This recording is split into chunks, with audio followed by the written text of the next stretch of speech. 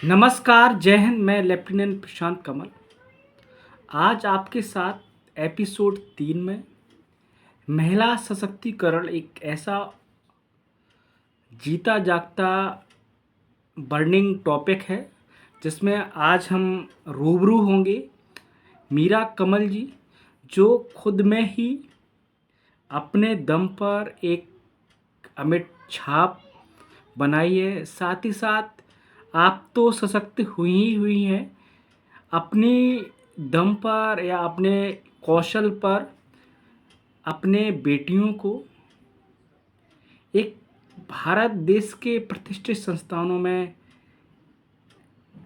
Training कराकर या वहाँ पे स्टडी कराकर आज भारत के प्रतिष्ठित कंपनियों में आज अच्छे पैकेज पे काम कर रही हैं। साथ ही साथ आप शिक्षा जगत से जुड़ी हुई उन हस्तियों में से हैं जिन्होंने शादी होने के बाद अपनी शिक्षा को निरंतर आगे बढ़ाया है। साथ ही साथ बहुत सी छात्राओं को मोटिवेट कर कर खुद कहते हैं ना, खुद तो बड़े बने ही हैं, साथ ही साथ दूसरों को अपने हुनर के दम पर बड़ा बनाया है। जी हाँ, आज मिलते हैं मीरा कमल जी से। मैं शुरू करूँगा कि किस सोच के साथ आपने अपनी बच्चियों को इतने बड़े संस्थानों तक पहुंचाया है। हेलो, नमस्ते जी। मैं मीरा कमल। मैं अधिकतर मुझे जब मैं थोड़ा सा समझदार हुई और बड़ी हुई तो मेरे भी माइंड में बहुत अच्छी सी चीज़ एक आई कब, जब मैं गांव से निकल कर मैं शहर में आई तो मुझे भी लगा कि मुझे भी कुछ अच्छा करना चाहिए। उस टाइम मेरी एज 17 से 18 या 19 साल के बीच की थी। मेरी शादी हुई 1992 में। इसके बाद मैंने जो है अपना परिवार संभाला। संभालने के बाद कुछ हमारे जीवन में अप और डाउन दोनों ही आए और मैं उनसे काफ़ी कुछ सीखते हुए, दोनों परिवारों को संभालते हुए, मैंने 1996 में इंटरमीडिएट की परीक्षा देने का प्रयास किया। जब उसके पहले मेरी बड़ी बेटी 1993 में जन्मी, इसके बाद दूसरी बेटी 1996 में जन्मी। इसके बाद 6 महीने की बेटी थी तब मैंने प्रयास किया। उसी दौरान मेरे बेटी को एक बहुत, जैसे ही मेरा एग्ज़ाम हो रहा था उसी टाइम उनको एक बीमारी सी लगी जो ब्लड पीलिया के नाम से थी। मेरा उस टाइम पे एग्ज़ाम देना इतना ज़रूरी नहीं था। संतान को बचाना एक बेटी के रूप में मुझे बहुत अच्छा लगा, क्योंकि मैं खुद ही एक बेटी हूँ। दूसरी बात, फिर मैंने सन 2000 में मैंने ITI किया। उसके बाद मेरी बच्चियां भी बड़ी हो रही हैं, साथ साथ में मैंने ये सोचा कि अगर मेरी बेटियां बड़ी हो रही हैं, बाहर कुछ करने के लिए निकलेंगी, महिलाओं के लिए बहुत बड़ा उस टाइम पे बहस हुआ करता था।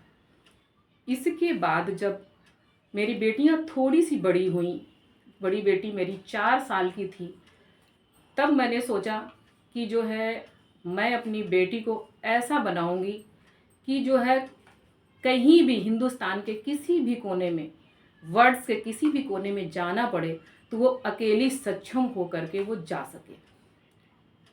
ये मेरे माइंड में चल रहा था। अचानक ही मुझे एक दिन जब दिखी एक लड़की जाते हुए गायत्री वर्मा के नाम से, तो वो ताइक्वांडो खेलती थी। मैं उससे रूबरू बुलाया उसको। मैंने उससे पूछा, बेटा आप कहाँ जा रहे हो? तब मुझे ताइक्वांडो के बारे में नहीं पता था, जूडो और कराटे के बारे में सुना था, टीवी में देखा था।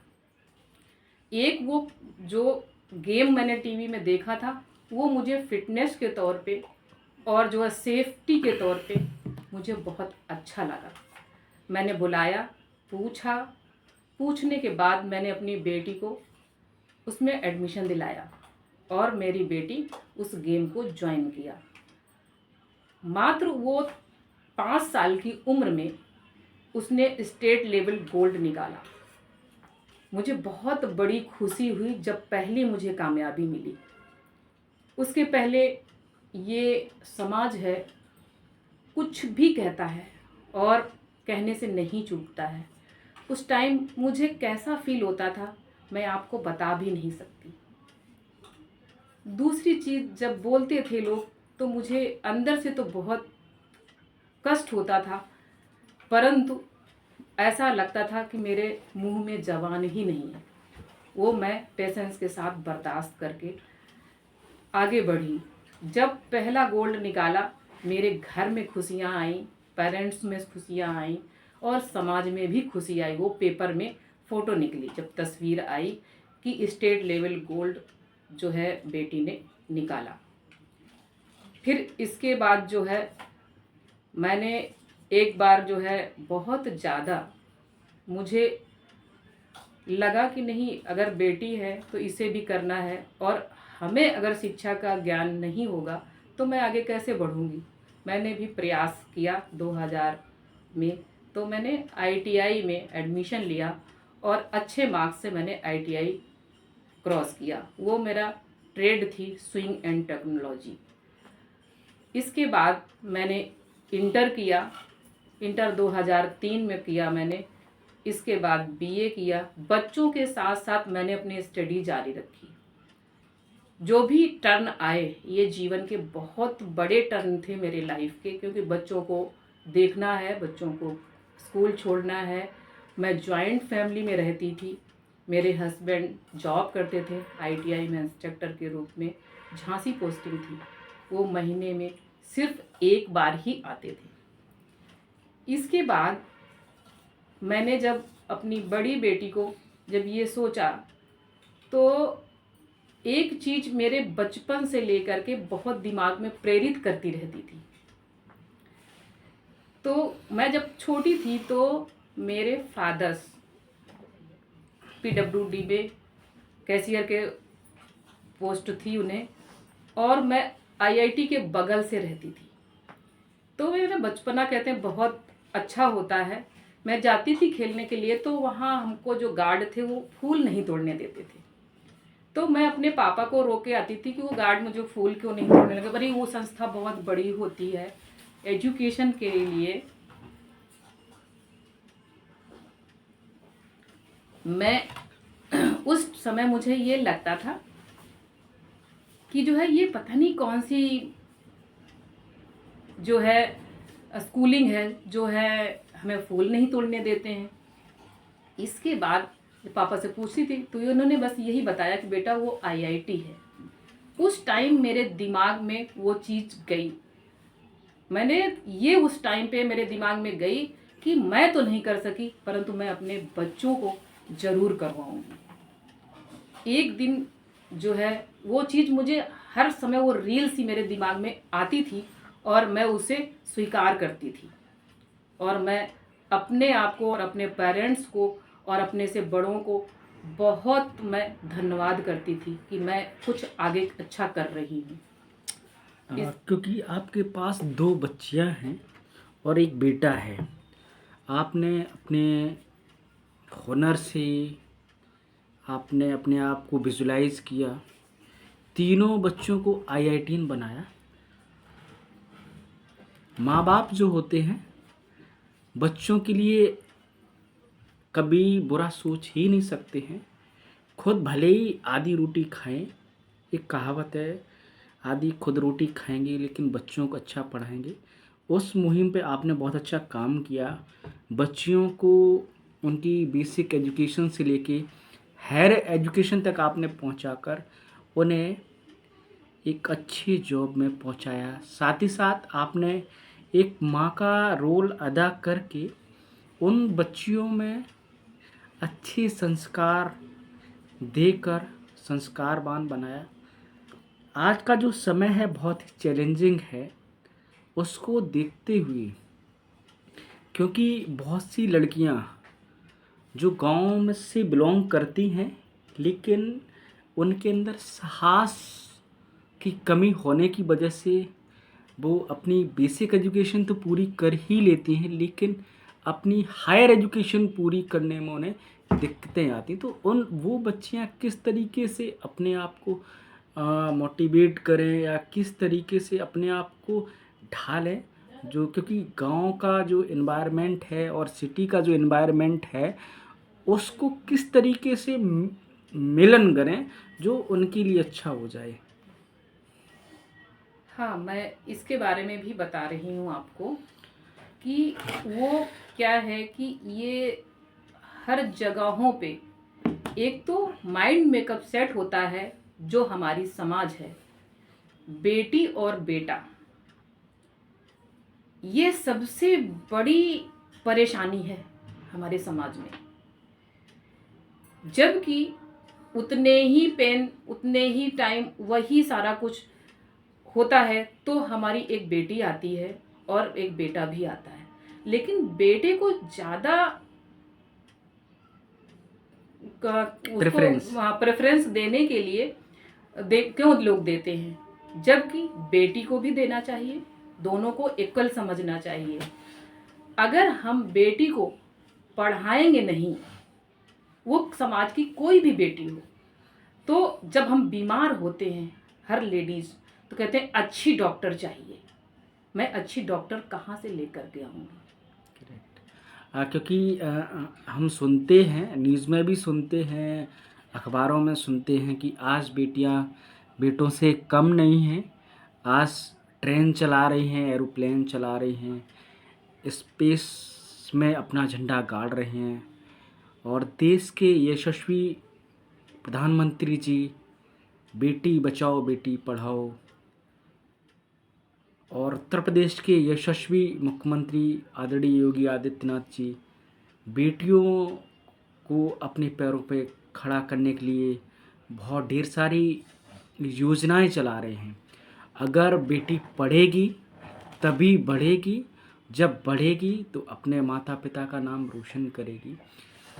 आज मैम प्रेजेंट सिनेरियो में महिला सशक्तिकरण की क्यों ज़रूरत पड़ रही है, क्योंकि आप बच्चियों से जुड़ी हैं, आपने खुद के हुनर से अपना व्यवसाय भी शुरू किया है। मैंने सुना है कि आप वो सब कुछ करती हैं जो पुरुष कर सकते हैं। कभी अगर आपको मौका मिलता गन चलाने का तो वो भी चलाती हैं, कभी मौका मिलता है जो पुरुष करते हैं सफल होने के लिए, एंजॉय करने के लिए, वो सभी करती हैं। तो आज की जो बच्चियां हैं उनके लिए आप क्या कहना चाहेंगे? मैं उन सभी बच्चियों को मैं ये कहना चाहूँगी कि सारी बच्चियाँ सबसे पहले तो अपने पेरेंट्स को विश्वास दिलाएं। विश्वास एक इतनी बड़ी चीज़ होती है कि जिससे हम हर चीज़ जीत सकते हैं। अगर हमारे पेरेंट्स को विश्वास होगा तो वो हमें सारे हिंदुस्तान के कोने में जाने से मना नहीं कर सकते। और अगर हम कुछ भी आगे बढ़ना चाहते हैं या कुछ करना चाहते हैं तो हमें हर चीज़ से गुजरना होगा। ये तो हमें सबसे पहले पता होना चाहिए। लाइफ के टर्न है, कई सारी चीज़ों में प्रॉब्लम्स तो आती ही आती हैं, उन्हें फेस करने के लिए हमें चाहिए ही। कोई भी काम करने के लिए अगर हम निकले हैं, चाहे वो अपनी फिजिक पर ही क्यों ना हो, अगर हम फिजिक पे भी काम करने होंगे तो मुझे अपनी दिनचर्या को सबसे पहले सेट करना होगा। और दिनचर्या में अर्ली मॉर्निंग उठ करके अपना सारी दिनचर्या प्रक्रिया पूरी करके इसके बाद हमें एक्सरसाइज करने होंगे, अपनी डाइट लेनी होगी, और डाइट लेने के बाद फिर मेरा सारे दिन का पूरा माइंड मेकअप होगा कि मुझे किन किन पॉइंटों पे काम करना है। और जैसे कि अगर मैं कहीं जा रही हूँ और कई जगहों पे ऐसा आता है कि वहाँ पे मुझे कई सारे लड़के मिल गए और मुझे वो चीज़ से कुछ नहीं कर रहे हैं, सिर्फ मेरे पीछे फिर आ रहे हैं। हाँ, फिर भी मन में भय है कहीं न कहीं कुछ ऐसी चीज़ें ना हो जाएँ। आपने अपने मन में अपने इरादों को इतना मजबूत बनाया कि कोई न कोई आपको लक्ष्य को भटका ना सके। आपने जो लक्ष्य डिसाइड किए थे, धारण किए थे, उन लक्ष्यों को आपने जो समाज में जो फैला हुआ है, उनको सामने ना आने दिया। उनको अपने हुनर से, अपनी ताकत से कुचला और आगे बढ़ी। और पूरा भारत देश, पूरा विश्व नारी सशक्तिकरण की एक बहुत बड़ी मुहिम चला रहा है। महिलाएं कहते ना कि अगर एक पढ़ी लिखी बेटी है तो लगभग में 3 परिवार, 3 पीढ़ी तक अच्छा हो जाता है। नारियां जितनी ही सौम्य और सुंदर होती हैं दिल से, उतनी ही तेज और जिस तरीके से ज़रूरत पड़ती है तो वो एक साइंटिस्ट बन जाती हैं, ज़रूरत पड़ती है तो एक पायलट बन जाती हैं, ज़रूरत पड़ती है तो माँ दुर्गा का रूप धारण कर लेती हैं। तो क्योंकि आज जो समाज है, समाज मैं टॉपिक इसलिए बार बार ले रहा हूँ क्योंकि जो भारत देश है वो गांव का देश है और पूरा देश लगभग में 70% जो जनसंख्या है वो गांव से बिलोंग करती है। जो चीज़ें हैं, आज जो घटनाएं घटित होती हैं कि आज इस लड़की के साथ ये हुआ, तो वो लड़कियां किस तरीके से अपने आप को मजबूत बनाएं, क्योंकि आपने खुद ही उन चैलेंजों को देखा है और कहीं न कहीं वो घटनाएं आपके आसपास हुई हैं। तो उसी को देखते हुए आपने बच्चियों को ताइक्वांडो सिखाया, साथ ही साथ स्पोर्ट की एक्टिविटी में इन्वॉल्व किया कि कम से कम बच्ची अपने पैरों पे खड़ी हो, साथ ही साथ वो आगे बढ़कर अगर कोई कठिनाइयाँ वाली चीज़ें आती हैं तो उनको फेस कर सके। तो मैम जो बच्चियां हैं गांव की, क्योंकि पूरा जो गांव है, पूरा देश है, बच्चियां अगर सशक्त होंगी तो आगे बढ़ेंगी, अपना खुद का व्यवसाय शुरू करेंगी तो लोग सम्मान करेंगे ही करेंगे, साथ ही साथ उनके अंदर एक जज्बा होगा, साथ ही साथ एक आत्मबल मिलेगा। तो किस तरीके से वो बच्चियां अपने आप को मोटिवेट करें कि हमें भी अपनी पढ़ाई शुरू करनी है, वो भी सपना देखना शुरू करें, तो किस तरीके से कर सकती हैं? मैं जितनी भी हमारे हिंदुस्तान की ऐसी बेटियां हैं और करने के लिए इच्छुक हैं, तो मैं उनको धन्यवाद करूंगी और आगे बढ़ने के लिए प्रेरित करूंगी। और मेरी प्रेरणा ये है कि मैं उदाहरण के तौर पे मैं खुद अपने आप को और मैं अपनी बेटियों को और बेटे को, मैं सभी को मैं बोलूँगी कि मैं एक जीती जागती उदाहरण हूँ जो आपके सामने मैं प्रेजेंट टाइम में बता रही हूँ और आप लोगों को आगे बढ़ने की गाइडेंस दे रही हूँ। कुछ लोग कहते हैं औरत का कोई घर नहीं होता, मैं ये कहता हूँ कि औरत के बिना कोई घर नहीं होता, यानी कि बिना महिला के जो घर होता है वो अच्छा नहीं होता। घर की पूर्ति जो है महिलाओं से ही होती है, पूरा हरा भरा घर होता है। तो बच्चियाँ सशक्त होंगी तब जब उनके माँ बाप अंदर से दृढ़ निश्चय करेंगे कि बेटी पढ़ेगी तो बढ़ेगी, और जब बढ़ेगी तो देश में नाम रोशन करेगी। सशक्तिकरण इसलिए ज़रूरी है कि जो लोगों के मन में बैठा हुआ है कि हाँ लड़के ऊपर हैं लड़कियां नीचे हैं, वो सभी चीज़ें ना रहें, बराबरी का दर्जा मिले, आगे बढ़ें। आज हर जगह बच्चियां, चाहे विधानसभा हो वहाँ भी अपनी सहभागिता दे रही हैं, चाहे लोकसभा हो वहाँ भी सहभागिता दे रही हैं और अच्छे से अच्छा कर रही हैं। अभी हाल में ही टीना धाबी उसका जीता जागता उदाहरण है, जिन्होंने अपने दम पर अपनी पढ़ाई करके आईएएस बनी, और जब उन्होंने ट्रेनिंग ली, ट्रेनिंग के उपरांत वहाँ भी अपने आप को टॉप पे रखा, और आज बच्चियाँ हैं उनको रोल मॉडल की तरह देख रही हैं। तो क्योंकि आप बेसिक एजुकेशन से जुड़ी हैं, आईटीआई आपने किया है, बच्चियों से फेस किया है, तो क्या चीज़ें आपने देखी कि उन बच्चियों में क्या कमी रहती थी? वो कमी, मैं सबसे पहले तो अपने बेटी, देश की बेटी को मैं, टीना डावी जी को मैं धन्यवाद करना चाहती हूँ। और मैं उनको बता रही हूँ, उनका उदाहरण भी बता रही हूँ कि कोई भी चीज़ आसानी से नहीं मिलती, कोई भी चीज़ आसानी से नहीं मिलती, और उसके लिए संघर्ष करना ही पड़ता है। मैं उन बच्चियों में जो कमियां देखी, मैंने 15 साल इस आईटीआई में सेवा दी है, पढ़ाया है, वहाँ वयस्क बच्चियां आती थीं। मेन कमियां क्या होती हैं कि जो पेरेंट्स, अगर बच्ची के साथ कोई भी ऊंची आवाज़ में कोई बच्ची ने बोल दिया तो उसको वहीं पेरेंट्स दबा देते हैं, तो उसका रीजन नहीं समझते हैं, ना ही बच्ची से पूछेंगे कि आखिरकार में ऐसे तुमने बोला क्यों, आपसे बड़ी थी उनको क्यों इस तरह से बोला। जरूर पूछना चाहिए। अगर उसको उस चीज़ को, उनकी आवाज़ को दबा दिया तो वो एकदम से संकोच करने लगती हैं। फिर उनके साथ अगर गलत भी घटित हो जाता है तो वो बता नहीं पाती। जी हाँ, इसमें माँ को बच्चियों के साथ फ्रेंडली व्यवहार करना पड़ेगा, क्योंकि जब माँ और बच्ची का कनेक्शन जो होता है बहुत लगाव के तहत होता है, तो अगर माँ अपना रोल बच्चियों से अगर मित्रवत करेंगी, तो जो बच्चियाँ झिझकती हैं या उनके अंदर एक कमी महसूस होती है, वो कमी माँ ही उनको अपने विल पावर से उनको आगे बढ़ा सकती हैं।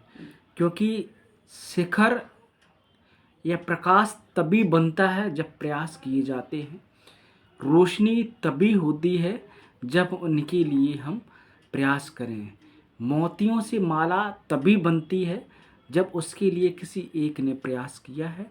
तो माँ एक ऐसी कड़ी है, एक ऐसा धागा है जो उन बिखरे हुए मोतियों को एक माला का रूप देती हैं। माँ एक ऐसी कड़ी है जो घर में सदस्य हैं उनको एक कड़ी में जोड़कर एक सुंदर गले का हार की तरह एक सुशोभित एक ऐसा उपहार बनाती हैं जो चमकता तो है ही है, पूरे संसार में चमकता है।